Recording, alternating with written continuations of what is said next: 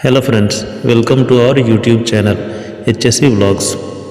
आज हम डिस्कस करने जा रहे हैं रिस्क असेसमेंट के ऊपर कि रिस्क असेसमेंट क्या होता है। इसमें हम 7 टॉपिक कवर करेंगे, जिसमें कि पहला है व्हाट इज़ रिस्क असेसमेंट। आगे डिस्कस करेंगे दूसरे नंबर में 5 स्टेप ऑफ रिस्क असेसमेंट। इसके बाद डिस्कस करेंगे पर्पस ऑफ रिस्क असेसमेंट। इसमें हमारा चौथा टॉपिक होगा why risk assessment is important. पांचवा टॉपिक होगा who is responsible for risk assessment. छठा टॉपिक से when carry out risk assessment. सातवां और अंतिम टॉपिक से वैलिडिटी ऑफ रिस्क असेसमेंट। तो चलिए स्टार्ट करते हैं।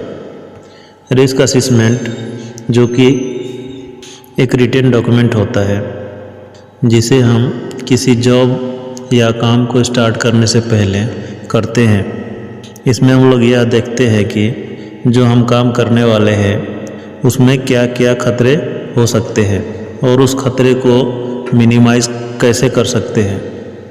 तो चलिए हम लोग देखते हैं रिस्क असेसमेंट का डेफिनेशन क्या होता है। तो risk assessment is a process and documentation of identifying hazards, evaluation of risk and apply suitable control measure to minimize the risk of harm by hazard at workplace।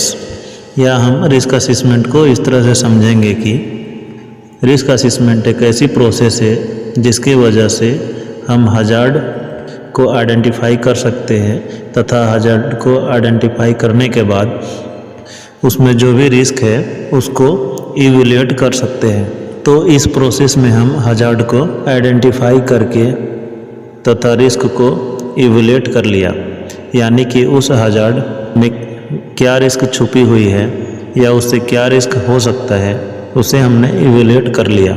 इसके बाद इसमें जो risk है उसको हमें जड़ से ख़त्म कर देना है या फिर उसे कंट्रोल करना है तथा एक्सेप्टेबल रिस्क लेवल में लाने के प्रोसेस को हम रिस्क असेसमेंट बोलते हैं। अभी हम रिस्क असेसमेंट के ऑब्जेक्टिव के बारे में बात करें तो the main objective of risk assessment to prevention of accident and ill health. Risk assessment का मेन ऑब्जेक्टिव है कि जो भी एक्सीडेंट होते हैं या इल हेल्थ होते हैं इसको रोकना या कंट्रोल करना रिस्क असेसमेंट का मेन ऑब्जेक्टिव होता है। अभी हम बात करेंगे रिस्क असेसमेंट के 5 इम्पोर्टेंट स्टेप्स के बारे में, जो कि है पहला है आइडेंटिफाई द हजार्ड्स। इसका मतलब है हम जो जॉब को करने जा रहे हैं उसमें क्या हजार्ड छुपा हुआ है उसे हमें फाइंड करना है। दूसरा पॉइंट है identify the people who might be harm and how. तो दूसरे स्टेप में हमें आइडेंटिफाई करना है कि इससे किसको हार्म हो सकता है और कैसे हार्म हो सकता है। इसमें का तीसरा पॉइंट है evaluate the risk and decide on precautions. तीसरे स्टेप में हमें रिस्क को इवैल्यूएट करके हमें डिसाइड करना है कि इस रिस्क के अगेंस्ट हमें क्या प्रिकॉशंस लेना है। पॉइंट नंबर 4 की बात करें तो वो है record the significant and implement them. इस पॉइंट में हम जो प्रिकॉशंस लिए हैं उसे रिकॉर्ड करना है तथा इम्प्लीमेंट करना है। The next point is review the updates as necessary. पांचवा पॉइंट है कि उसमें उसे रिव्यू करना है तथा जब ज़रूरत पड़ता है तो उसे अपडेट करना है। तो ये रहा रिस्क असेसमेंट का 5 पॉइंट, जो कि रिस्क असेसमेंट के दौरान हमें ध्यान देना चाहिए। इसमें पहला था आइडेंटिफाई द हजार्ड्स, दूसरा identify the people who might be harm and how, तीसरा है evaluate the risk and decide on precautions, चौथा है record the significant and implement them, और पांचवा पॉइंट है review and update as necessary. ये जो पूरे पॉइंट के बारे में हम लोग बात किए, इसका मुख्य काम है रिस्क को इवैल्यूएट करना और फिर उसे जड़ से ख़त्म करना या रिड्यूस करना, that is known as risk assessment. इसके बाद अगला पॉइंट है कि रिस्क असेसमेंट हमें क्यों करना चाहिए। सबसे पहले तो risk assessment is a legal requirement. If you have more than 5 employ then you have to do risk assessment. So first point is legal requirement. Next point is to identify health and safety hazards, जिससे हम पता लगाते हैं कि खतरे क्या हैं हमारे जॉब के अंदर जो हम जॉब करने के लिए जा रहे हैं। The next one is to evaluate and suitability of existing control। जो हमारा एग्जिस्टिंग कंट्रोल है वो कितना इफ़ेक्टिव है उसे पता लगाने के लिए भी रिस्क असेसमेंट करते हैं। अगला पॉइंट है एडिशनल कंट्रोल आर इम्प्लीमेंटेड। जो हमारा पहले से नॉर्मल कंट्रोल है उसके अलावा हम एडिशनल कंट्रोल करके रिस्क को रिड्यूस कर सकते हैं। अगला पॉइंट है to prioritize further resources if required. इस प्रोसेस के माध्यम से हम यह डिसाइड करते हैं किस प्रोसेस को पहले करेंगे तथा किस प्रोसेस को बाद में करेंगे। ऐसा करके हम रिस्क को रिड्यूस कर सकते हैं। आगे हम बात करेंगे who is responsible for risk assessment. तो यह जिम्मेदारी एम्प्लॉयर की है जो अपने पास काम करने से पहले या किसी एक्टिविटी को स्टार्ट करने से पहले वो उसकी रिस्क असेसमेंट करें। तो एम्प्लॉयर और line management is responsible for risk assessment.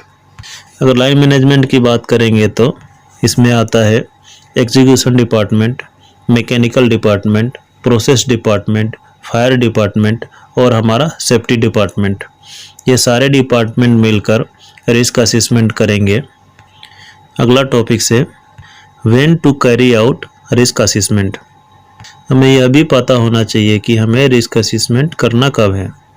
तो इसका फर्स्ट पॉइंट है पीरियर टू एनी एक्टिविटी। तो हमें किसी भी काम को शुरू करने से पहले उसका हमें रिस्क असेसमेंट करना चाहिए। Then second point is if any near miss accident incident happens. अगर हमारे साइट पर किसी भी तरह का नियर मिस इंसिडेंट या फिर एक्सीडेंट हो जाता है तो हमें रिस्क असेसमेंट करना ज़रूरी होता है ताकि हमें पता चले कि क्या हमें और प्रिकॉशंस लेना चाहिए या फिर कहाँ हमारा चूक रह गई थी जिसके कारण यह हादसा हुआ। Then next one is change of activity location.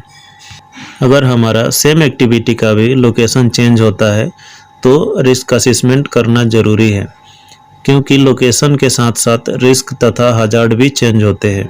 जैसे कि हम ग्राउंड लेवल पर ब्लॉक वर्क का काम कर रहे हैं तो हजार्ड डिफरेंट है या फिर रिस्क कम है, फिर उसी एक्टिविटी का लोकेशन चेंज होकर वही काम ऊंचाई पर करना पड़ता है तो रिस्क लेवल हाई हो जाता है और हजार्ड्स भी ऐड हो जाते हैं। Then next point is when current assessment is no longer valid. किसी भी कारण से हमने जो रिस्क असेसमेंट किया है वो वैलिड नहीं है या फिर दोबारा रिस्क असेसमेंट करने की ज़रूरत पड़ती है। Then next one point is if new hazard identified. अगर हमें वर्क लोकेशन पर कोई नया हजार्ड या नए खतरा का आइडेंटिफिकेशन होता है तो हमें रिस्क असेसमेंट करने की आवश्यकता होती है। तो दोस्तों आज हमने 7 पॉइंट के बारे में डिस्कस किया, जो कि पहला था रिस्क असेसमेंट क्या होता है, दूसरा 5 स्टेप ऑफ रिस्क असेसमेंट, तीसरा था पर्पस ऑफ रिस्क असेसमेंट, चौथा था why risk assessment is important, पांचवा पॉइंट था who is responsible for risk assessment, छठा पॉइंट था when carry out risk assessment और सातवां टॉपिक था वैलिडिटी ऑफ रिस्क असेसमेंट। तो दोस्तों, हम आशा करते हैं कि इस वीडियो से आपको हीरा या रिस्क असेसमेंट के बारे में जानकारी मिली होगी।